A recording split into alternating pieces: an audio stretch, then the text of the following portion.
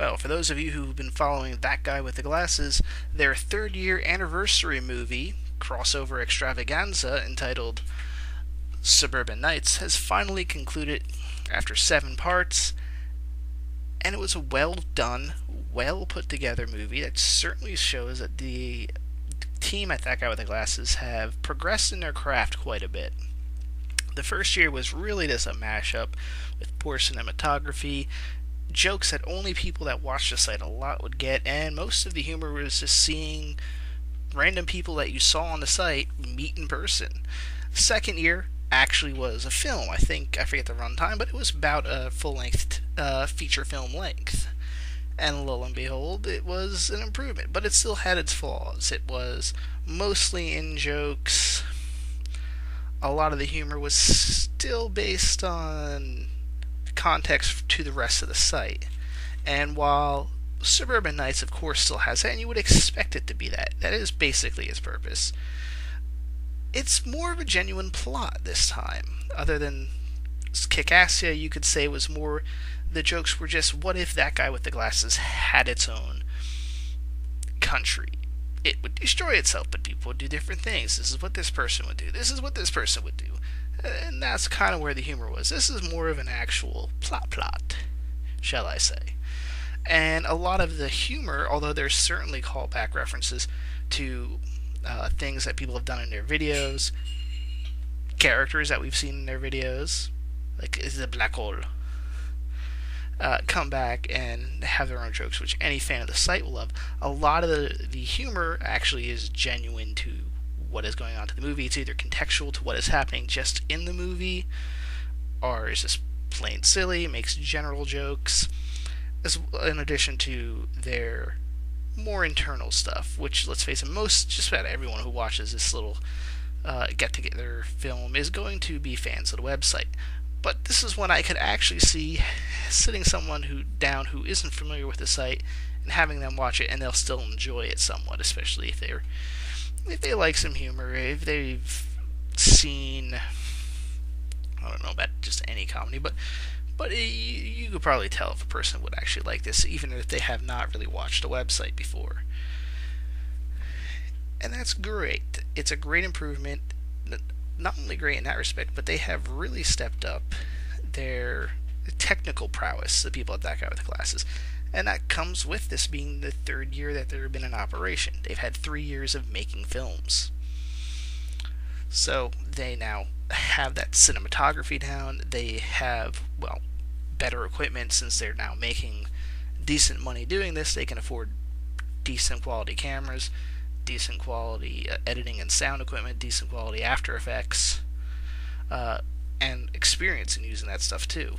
But you have to remember, the first video, pretty much everyone was just doing that as a part-time job. Something they would make extra money and they love doing. By the second year, you had a few people that had finally really moved into just doing these type of videos all year round, or just as their job was just to produce videos. Second year, I think it was people like Spoonie, people like Brad Jones, were finally, in addition to Doug Walker and his brother, were doing this stuff as a full-time job. This year, I think even more people are doing it as a full-time job.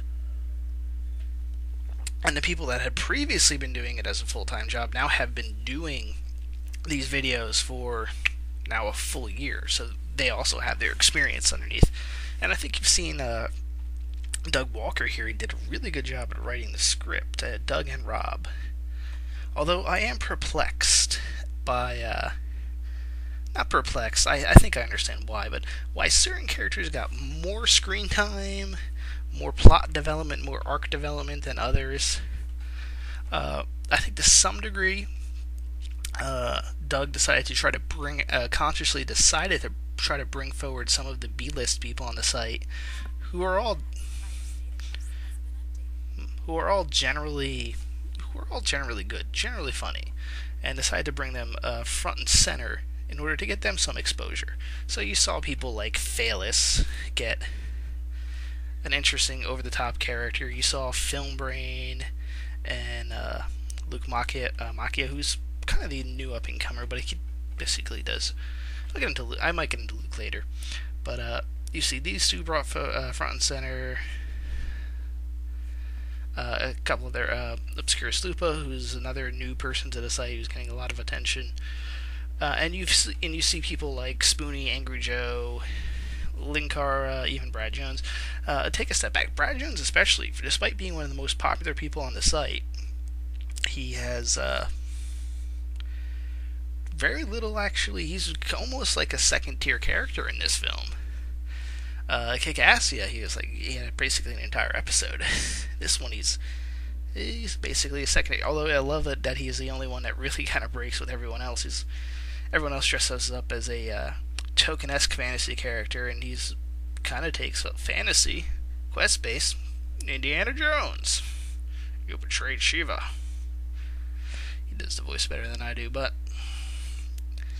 I did find that hilarious. And speaking of all that, people that they brought forward from kind of the background, some of them really did a good job of chewing up the scenery.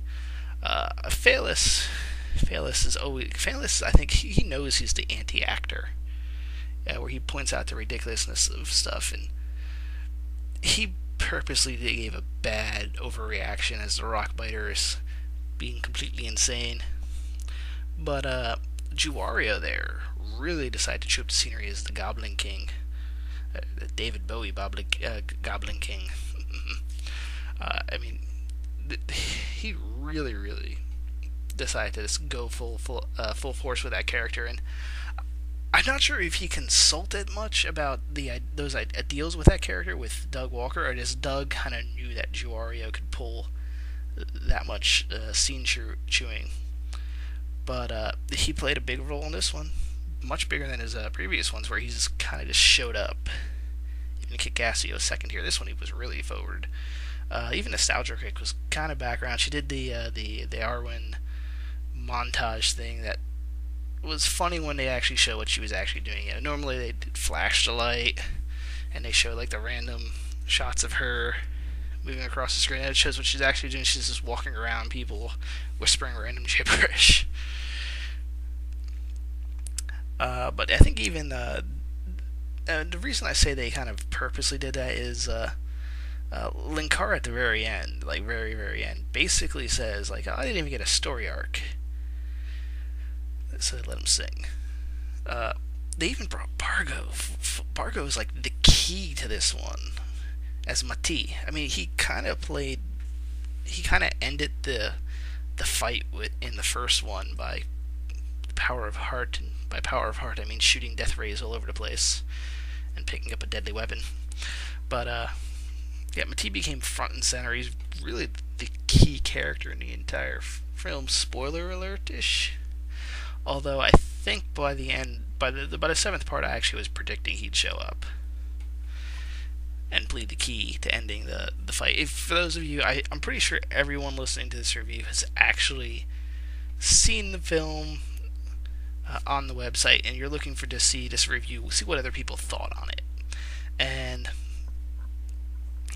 just in case you didn't, it's basically about Doug taking his cadre of internet reviewers and their different characters on a quest after he gets a chain letter which says he can find a powerful gauntlet of Mordecai's gauntlet, ancient artifact of extreme power and what he feels is extreme wealth, and decides to follow this little chain letter to the gauntlet.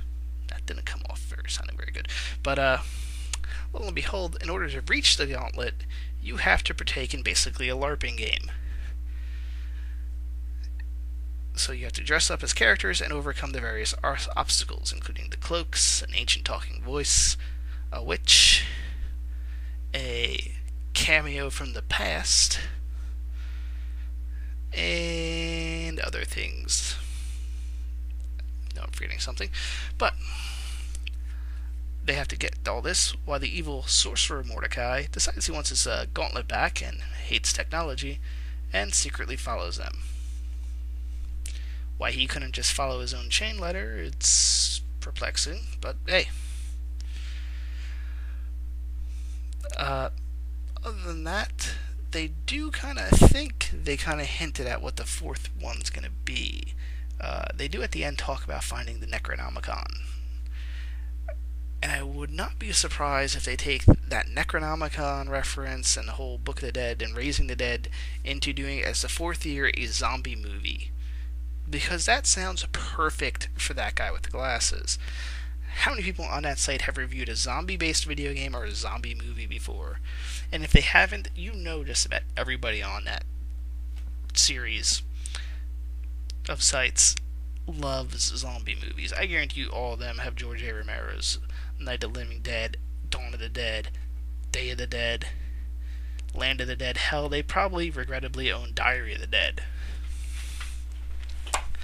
So I think the idea of a zombie film, probably their next big one. Next one that they note, it has first a continuing narrative, and hey, it also adds probably a bigger cast. They'll probably get extras. They have a big enough fan base. They can put a call out for third year anniversary people to show up, or for fourth year anniversary, just have either friends, or they can probably have fans show up and play the zombies. Although keeping it a bit under wraps is going to be hard. Also, one last thing before I head on out here. I love it how they're all playing characters of themselves. Very Inception. Like, what I mean by that is, you have each of these reviews, they have themselves, their regular, normal selves. And then they have themselves as a reviewer on the site. What they normally. Now, granted, not everyone on the site plays a character or has a plot. Someone like Obscurus Lupa, although I think she's starting to be kind of acting more purposely more goofy on her videos, just as themselves, just laying through a movie and pointing out how stupid it is. Other people, like the nostalgia critic, like Brad Jones especially, are not reviewing the movies as themselves, but reviewing the movies from the perspective of a character they created. AKA the cinema snob, are the nostalgia critic himself, which is not Doug Walker's opinions. In fact, in some of the commentaries on his videos, he admits that some of the movies he criticizes and trashes, he enjoyed greatly. I think the Sonic one, he kind of said he hated the first one and he enjoyed the second one, but in his commentary he said he really liked both films. Not both films, but both television series. But he has a character he's supposed to say that stuff from. And now they have, in addition to those two levels, they have their crossover characters, in which different people play different things. You have Nostalgia Chick, who's a little bit more of a mischievous kind of manipulator. You have the Nostalgia Critic, who's kind of the asshole-ish boss who has grand schemes type of person. You have Film Brain as the wide-eyed, wide-eyed, innocent, who just wants to please what he perceives as the authority figure, Nostalgia Critic. Oh, Mr. Critic, can I get you a coffee? That type of stuff. Bringing Luke Mockery as the counter Film Brain and stuff like that. It's kind of interesting for them to pull off. That they kind of have three different characters, and depending on where they're at, how it goes. Or depending on if they're doing crossovers or not, you kind of see that they have different layers of characterization there. Interesting from my perspective, but I'm sure most people just kind of glance over that, but I found it interesting. Anyway, what did you guys think of this year's 3-year anniversary? Did you like it? Did you not like it? Did you think it was funny? Do you have no idea what I'm talking about because you don't watch That Guy with the Glasses? If not, you should check it out at thatguywiththeglasses.com or at one of the various satellite websites. Oh, and one final thing. I know I already said it was a final thing. I did like the 2 voice cameos, if you didn't pick them up. The voice of Crom was Jason Polaro, aka Lord Cat, who actually has technically left That Guy with the Glasses to do full-time streaming at Justin TV. But it's nice to see. I mean, if you listen to the Lord Cat stream, you know he has a lot of That Guy with the Glasses people. Burlo T, for example, Skitch. They're on the stream almost daily, so he hasn't fully left, really. And, of course, James Roloff, aka The Angry Video Game Nerd, which I'm curious if in the Angry Video Game Nerd movie which they're making, whether we'll see anybody, especially Doug Walker. But he appears as the ancient voice of Ball of Light. just wanted to point those out real quick. Anyway, post your comments. We'll see what people think. Signing off for now.